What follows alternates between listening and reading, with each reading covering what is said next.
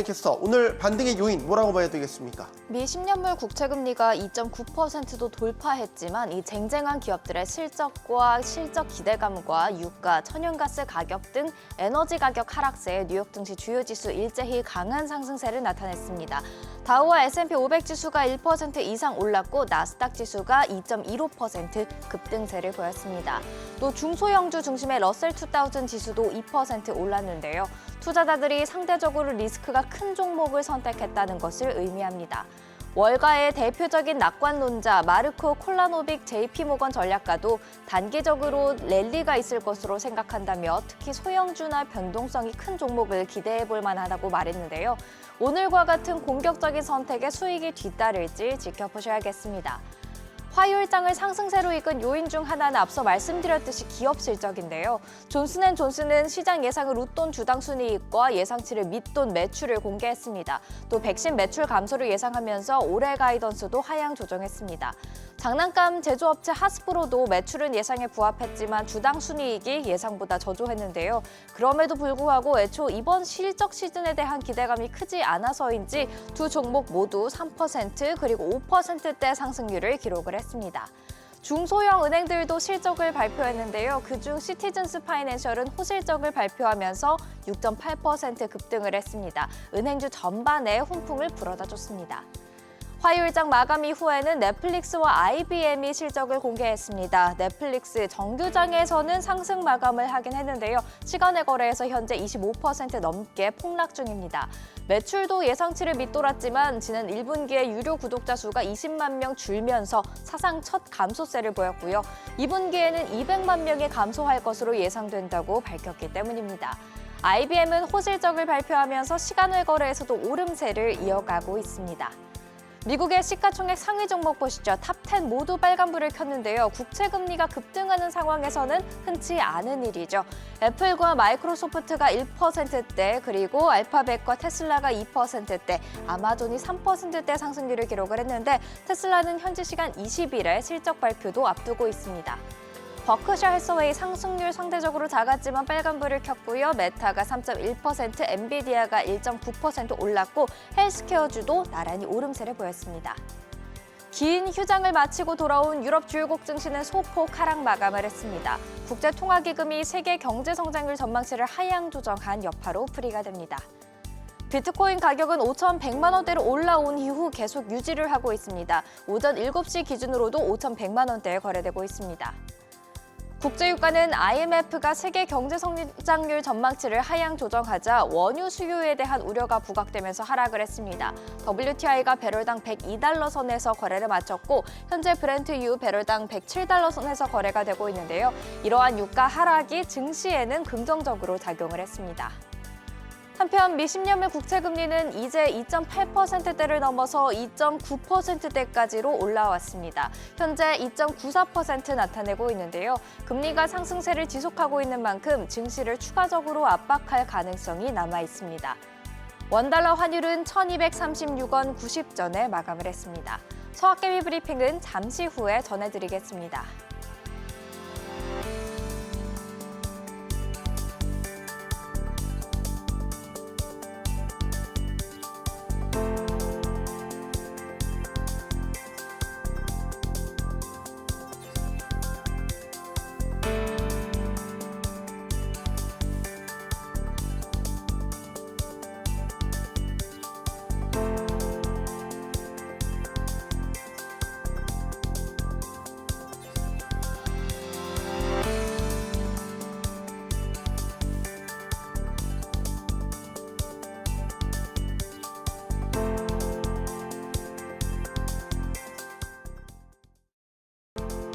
서학개미 브리핑입니다. 10위는 선진국의 기반 산업에 투자하는 ETF, IGF로 교통, 통신, 수도, 전기, 가스 등 인프라 기업에 집중적으로 투자를 합니다.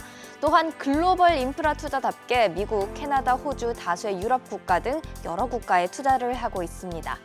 9위와 8위 비트코인 관련주로 묶을 수가 있겠고요. 또 마이크로소프트, 애플에 이어서 5위를 보시면요. 알파벳 클래스 A, 또 4위에는 테슬라까지 올라와 있습니다. 아마존을 제외한 미국의 시가총액 상위 5대 기업 모두 순위권에 올랐는데요.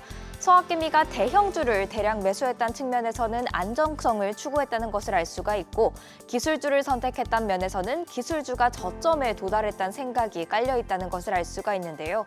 헤지펀드 고디안 캐피탈은 특히 애플, 마이크로소프트, 알파벳은 상당한 잉여 현금 흐름과 강력한 인수합병 능력을 가지고 있어서 기술주 가운데서도 꼭 보유해야 하는 종목이라고 밝혔습니다. 4위는 한동안 1위 자리를 지키고 있던 SOXL이 차지를 했고요. 그 대신 1위에는 엔비디아가 올라섰습니다. 상승장과 함께 오늘 새벽 엔비디아는 1.91% 상승률로 장을 마감했습니다. 지금까지 서학개미 브리핑이었습니다.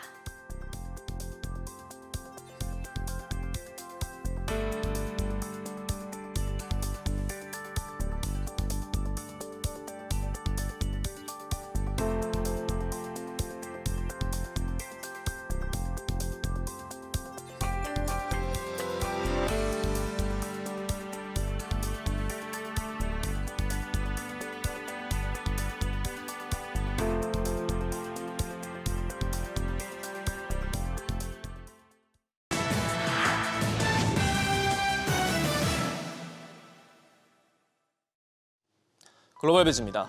트위터 인수를 놓고 연일 여론전을 펼치고 있는 일론 머스크 행보에 시선이 쏠리고 있는 가운데 구체적인 자금 조달 계획에 대한 보도가 나왔습니다. 뉴욕포스트는 소식통을 인용해 머스크가 열흘 안에 주식 공개 매수에 나서고 자문사인 모건 스탠리로부터 100억 달러, 약 12조 원을 지원받기로 했다고 보도했습니다. 그러면서 자신도 최대 150억 달러, 우리 돈 18조 원을 투자할 의향이 있다고 밝힌 것으로 알려졌는데요. 필요할 경우 차입을 통해 수십억 달러를 추가로 조달할 수도 있다고 덧붙였습니다. 앞서 머스크는 트위터를 430억 달러의 인수에 비상장사로 만들겠다고 밝혔는데 현금이 부족할 것이란 추측이 많았습니다. 이런 가운데 월가의 큰 손들이 트위터 인수전에 관심을 보이고 있는데요. 6천조 원 규모의 자산을 운용하는 세계 최대 M&A 자산운용사 아폴로 글로벌 매니지먼트도 머스크와 최근 트위터에 접촉한 사모펀드 토마 브라보를 놓고 저울질을 하고 있는 것으로 알려졌습니다. 추측이 난무하는 가운데 트위터는 다음 주 1분기 실적을 발표하면서 보다 명확한 입장을 밝힐 것으로 보입니다. 미국이 코로나19 방역 해제 수순에 돌입하면서 글로벌 차량 호출업체 우버와 리프트가 마스크를 벗어 던졌습니다. CNBC에 따르면 우버는 운전사와 승객의 마스크 의무 착용 지침을 폐지하고 그간 금지해온 조수석 탑승도 다시 허용하기로 했는데요. 리프트도 마찬가지로 마스크 착용을 개인의 선택에 맡기기로 하면서 양사의 주가는 장중 5% 넘게 급등세를 보였습니다.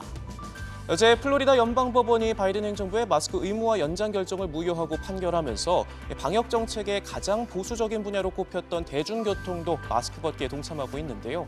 영국도 올해 2월부터 의무 착용에서 자율로 전환하는 등 사실상 엔데믹이 가까워졌다는 분석과 함께 관련 업계가 다시 활기를 띠는 모습입니다.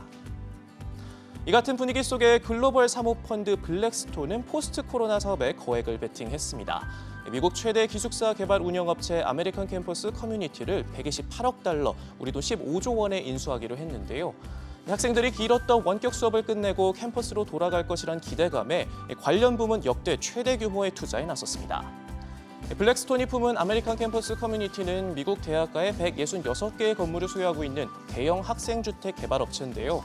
월스트리트저널은 팬데믹에도 불구하고 기숙사 임대료가 높은 수준을 유지해왔고 또 최근 주택 공급이 부족한 상황에서 학생들의 수요가 몰리는 등 포스트 코로나 수혜를 톡톡히 볼 것으로 평가했습니다. 유럽판 배민 딜리버류가 프랑스에서 배달원 처우와 관련해 유죄 판결을 받았습니다. 프리랜서로 고용해놓고 정직원에 준하는 근무 환경을 요구한 게 문제가 된 건데요. 프랑스 법원은 지난 2015년에서 2017년 배달원을 근로자로 신고하지 않고 급여세 납부를 회피한 혐의로 딜리버루에 37만 5천 유로, 약 5억 원의 벌금을 부과했습니다. 여기에 민사소송을 제기한 노동총연맹 등 5개 노동조합이 입은 손해에 대해서도 5만 유로, 약 6천만 원씩 배상해야 한다고 결론 내렸는데요. 법원은 딜리버루가 배달원의 임금 인상 기준이나 각종 페널티 등을 일방적으로 정하고 업무를 감시했다는 점에서 이들을 직원으로 간주했어야 했다고 설명했습니다. 이에 딜리버루는 법원의 결정에 동의할 수 없다며 항소를 고려 중이라고 밝혔는데요. 유럽뿐만 아니라 각지에서 배달원을 직원으로 봐야 하는지 아니면 자영업자로 봐야 하는지 엇갈린 의견들이 나오고 있습니다. 지금까지 글로벌 비즈였습니다.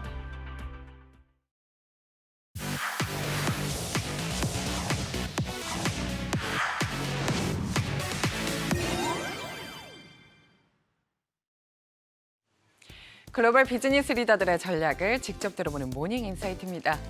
국제통화기금이 우크라이나 전쟁 여파 등을 이유로 올해 세계 경제 성장률 전망치를 하향 조정했죠. 지난 1월에 제시한 전망치보다 0.8%포인트 내린 3.6%를 예상했는데요. 피에르 올리비에르 고린차스 IMF 수석 이코노미스트는 우크라이나 전쟁과 그에 따른 제재가 하향 조정의 주된 원인이라고 설명했습니다. 우크라이나 전쟁이 유럽은 물론 전 세계 경제에 큰 영향을 미치고 있다고 말했습니다. The war and the sanctions is the primary force behind the downward revision in our report. There are other forces, a slowdown in China and a tighter path for monetary policy in advanced economies, including the U.S. But by far, the driving force here is the impact of the war on Ukraine and Russia, on European economies, on more broadly around the world through higher energy and food prices, and affecting indirectly the U.S. as well. 뉴욕 증시는 기업 실적 기대감에 오랜만에 큰 폭으로 올랐죠. 어드바이저스 캐피털 매니지먼트의 포트폴리오 매니저는 투자자들이 밸류에이션이 급격히 떨어진 것에 대해 지나치게 조심하는 것 같다고 진단했는데요. 아직 장기적인 성장 잠재력이 큰 종목들이 많다며 지금이 저가 매수 기회라고 강조했습니다. So I think we should be wary of the earnings reports and the guidance because I think firms are going to still continue to be cautious. But when we look at the inflation numbers, we should expect some of that's going to pass through into sales, into profits. And therefore, I think folks are a little bit too cautious on some of the valuations that have come down so sharply. So watch for the long-term signals that we get from companies. And some of the areas we like, not just some areas of consumer that have pulled back hard, but the long-term growth drivers like data centers, 5G. There's still a lot of good opportunities out there. It's a good time to be shopping for bargains.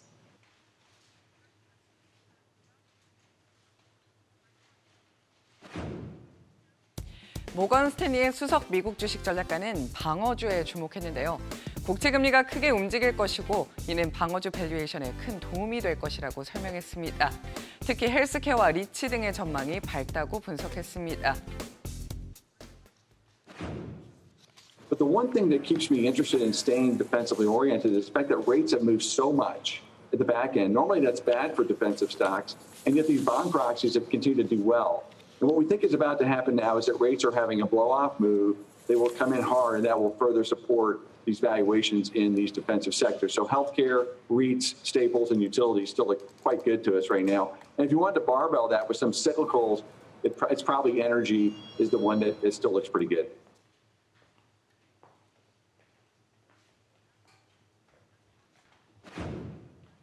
지금까지 모닝 인사이트였습니다.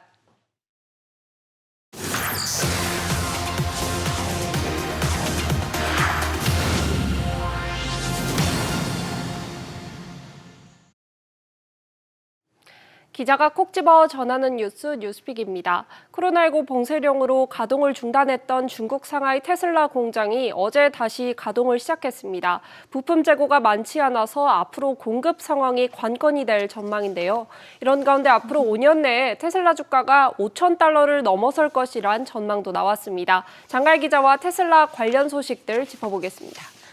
장 기자, 우선 중국의 상하이시가 일부 봉쇄를 해제하면서 테슬라 공장도 운영을 재개했다고요? 네, 그렇습니다. 3주간의 폐쇄를 끝냈고요. 어제 생산 재개했는데 코로나 확산 방지를 위해서 근로자가 공장을 떠나지 않는 폐쇄 루프 방식으로 공장이 운영됩니다. 테슬라는 직원들에게 사내에서 숙식을 해결하기 위한 슬리핑백과 매트리스를 나눠준 것으로 알려졌습니다.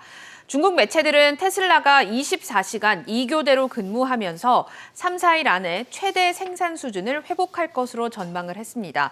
하지만 봉쇄가 다 풀린 건 아니라서요. 공급망과 물류가 아직 마비된 상태라 부품 조달은 물론 완성차를 공장 밖으로 옮기는 데에도 여러 어려움이 있을 것으로 보입니다. 현재 테슬라 공장이 보유하고 있는 부품 재고는 약 일주일 분량인 것으로 전해졌습니다. 테슬라 공장은 지난 1분기 모델 3와 모델 Y 18만 2천여 대를 생산했습니다. 이게 하루 평균꼴로 따지자면 2,100대인데요. 지난달 28일 상하이가 봉쇄되면서 공장 가동 중단으로 5만 대 이상의 손실이 발생한 것으로 보입니다. 한편 중국 산시성 시안은 지난 16일부터 부분 봉쇄 조치가 내려졌는데 삼성전자 반도체 공장이 이곳에서 낸드 플래시 제품을 생산하고 있어서 봉쇄가 만약에 전면화될 경우 생산 차질이 우려가 됐었는데요. 오늘 새벽 0시를 기점으로 봉쇄가 해제됐습니다. 네, 주요 제조 공장들이 위치한 중국 내 여러 도시들이 부분적으로 규제를 완화하면서 급한 불은 끈 셈인데 이런 가운데 이제 우리 시간으로 내일 아침에 테슬라의 1분기 실적이 나오죠. 네, 그렇습니다. 지금 월가에서는 테슬라가 올해 200만 대가량 차량을 생산할 것으로 보고 있고요. 1분기 매출은 1년 전보다 73억 9천만 달러 증가한 177억 8천만 달러로 예상하고 있습니다. 주당 순이익 EPS도 1년 전보다 2.5배 높은 2달러 26센트로 전망했습니다. 크레디트 스위스는 테슬라가 경쟁 업체들과 비교해서 글로벌 공급망 위기를 잘 극복해왔다며 목표 주가를 주당 1,025달러에서 1,125달러까지 높였습니다. 일각에서는 독일 베를린과 미국 텍사스 신규 공장 증설이 1분기 실적에 좀 부담이 될 것으로 보고 있고요. 앞으로 머스크 CEO가 트위터를 인수하기 위한 자금을 마련하기 위해서 테슬라 주식을 처분할지 주시하고 있습니다. 네, 이런 가운데 테슬라의 주가 전망이 크게 벌어지고 있어요. 5,000달러가 넘어설 것이다. 이런 예상도 나왔다고요? 네, 그렇습니다. 일명 돈나무 언니로 알려진 캐시 우드가 운영하는 아크 인베스트인데요. 2026년 테슬라 목표 주가로 4,600달러를 우선 제시를 했습니다. 이게 만약에 최상의 경우가 됐을 때는 5,800달러까지 오를 것으로 봤고 최악의 경우에는 2,900달러로 그래도 지금의 3배가량은 오를 것으로 내다봤습니다. 아크인베스트는 2026년 테슬라가 자율주행 택시 사업에서 4,680억 달러의 매출을 올릴 것으로 봤는데요. 이는 지난해 테슬라 매출의 9배에 달하는 수치입니다. 차량 한 대당 설비 투자 비용도 크게 줄이고 있다는 점을 긍정적으로 봤는데 지난 2017년 8만 4천 달러에서 2026년에는 1,500달러까지 뚝 떨어질 것으로 예상했습니다. 전기차 판매량도 지난해 90만 대에서 4년 후에는 최대 1,700만 대까지 증가할 것으로 전망했습니다. 하지만 월가 전문가 모두가 테슬라를 고운 시선으로 보고 있는 건 아닌데 단기간 퍼스트 무버로서 이점을 많이 누렸지만 수많은 경쟁자들이 지금 생겨났기 때문에 향후 테슬라 주가를 150달러까지 낮춰 잡은 곳도 있습니다. 한편 미 도로교통안전국은 테슬라 자율주행 보조 시스템 오토파일럿에 대한 고강도 조사에 들어갔는데요. 대규모 단속으로 이어질 가능성 제기되고 있습니다. 네, 지금까지 뉴스픽이었습니다.